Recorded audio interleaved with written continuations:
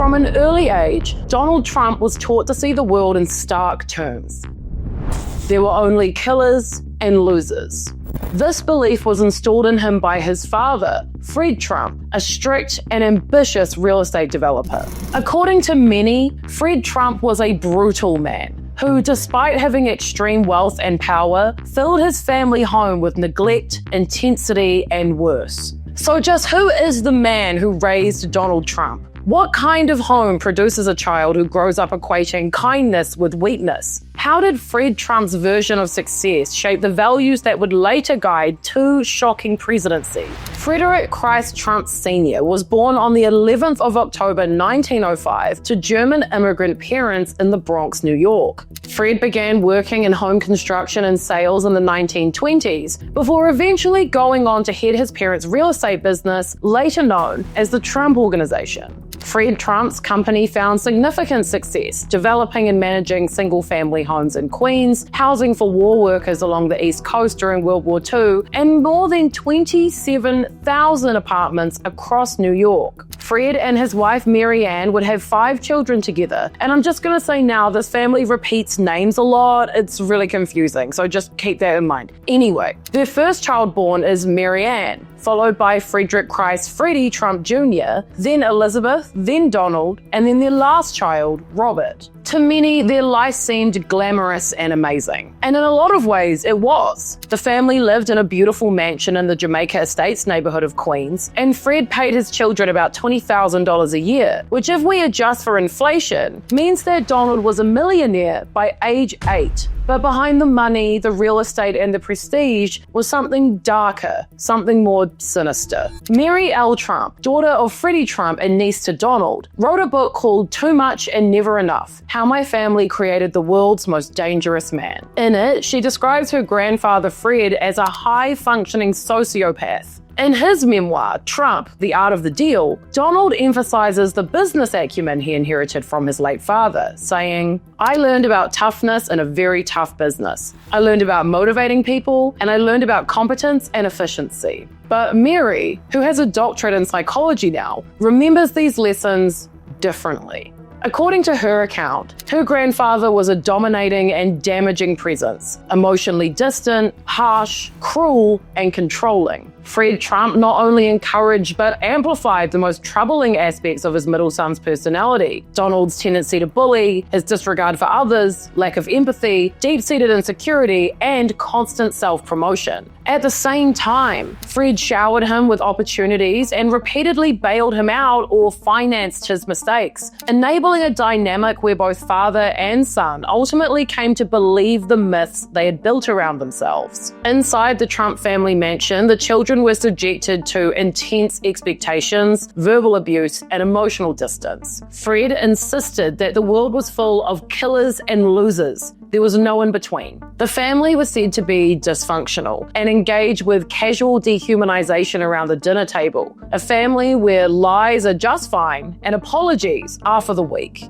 Mary says, "Financial worth was the same as self-worth. Monetary value was human value. The more Fred Trump had, the better he was. If he gave something to someone else, that person would be worth more and he less. He would pass the attitude onto Donald in spades." In the Trump mansion, weakness was met with constant yelling, criticism, and punishment. Outside of that, Fred essentially ignored his children unless they impressed him, creating an intense need for his approval. But winning the approval of a man who sees everyone as weak or usable means you win him over by showing cruelty to others. In the first couple of years of Donald's life, his mother was said to be attentive, but not exactly loving. When Donald was 2 years old, Mary experienced a difficult birth with her last child, which resulted in her having numerous operations and an emergency hysterectomy. The family was told she may not live. The situation meant that she essentially disappeared from Donald's life for at least a year. In Mary's words, child abuse is, in some sense, the experience of too much or not enough. Donald directly experienced the not enough in the loss loss of connection to his mother at a crucial developmental stage, which was deeply traumatic. Without warning, his needs weren't being met, and his fears and longings went unsoothed. Having been abandoned by his mother for at least a year, and having his father fail not only to meet his needs, but to make him feel safe or loved, valued, or mirrored, Donald suffered deprivations that would scar him for life. Donald's mother also suffered from other ailments and health issues, which kept her preoccupied and emotionally absent from her family. She grew up poor, unlike her husband and children, and apparently she remained strangely frugal. Each week, she donned her first doll and drove her pink Cadillac through the suburbs of New York, collecting loose change from the coin-operated laundry rooms in the family's apartment buildings, while her husband saw their sons not as individuals,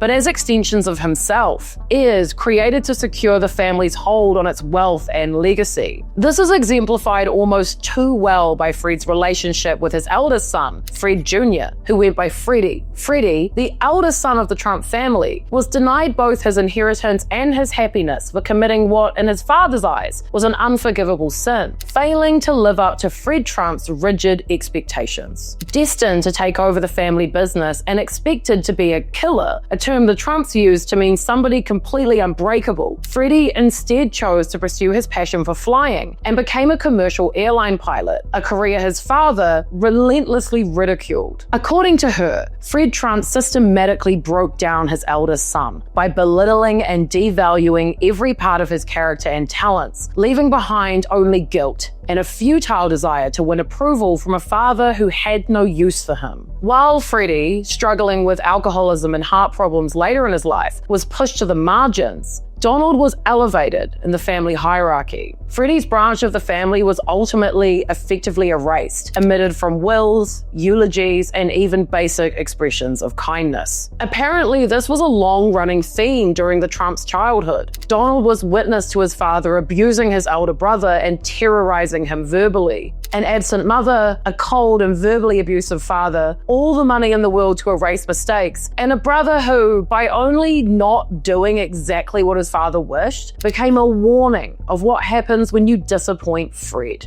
With all of that in mind, it comes as no surprise that little Donald had some behavioral issues. He developed powerful but primitive coping mechanisms, including hostility, aggression, and indifference to the neglect he experienced. Unable to have his emotional needs met, he became too adept at acting as though he didn't have any. His behavior at school led his father to enroll him in military school age 13. But this experience didn't make Donald behave better. It actually just taught him how to bully others more effectively. This environment echoed his father's views of the world: win at all costs. During Fred's career, he faced multiple legal problems. He was investigated for profiteering by a US Senate committee in 1954, and again by New York State in 1966. If you don't know what profiteering is, it's basically being a lying capitalist arsehole. Business owners can be accused of profiteering when they raise prices during emergencies, particularly in times of war. The term is also used to describe companies that exploit political corruption to secure government contracts. So, parallels. Do you guys remember when profiteering was like a crime and not just the world? Fred was also arrested at a KKK rally in 1927, so there you go.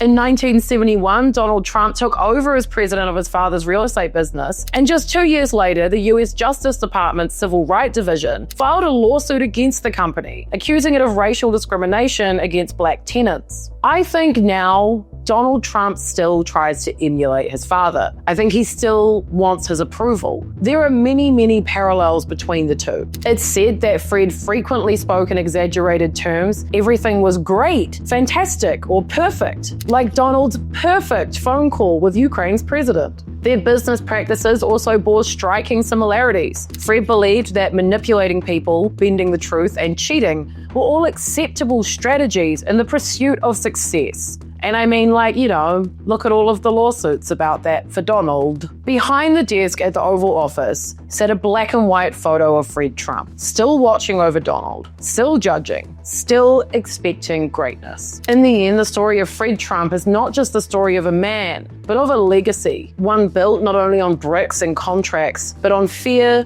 silence, and control.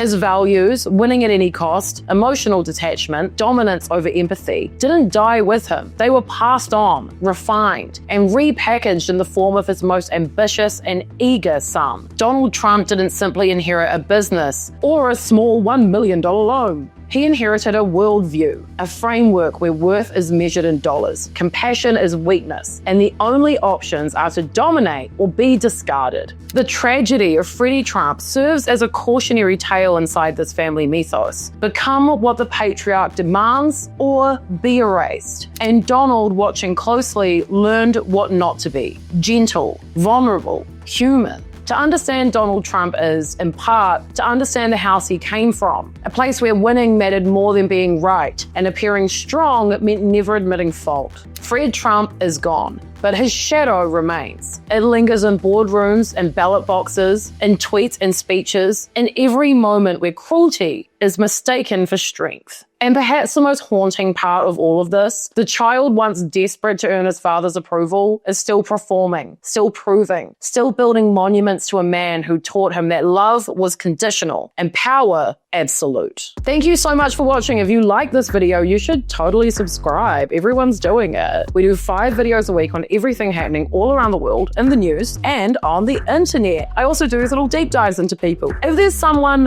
whose childhood you'd want to know about, let me know in the comments. I'm happy to do it. Usually it's like, oh, plot twist, they had a fucked up dad, but it's good to look into. Anyway, bye.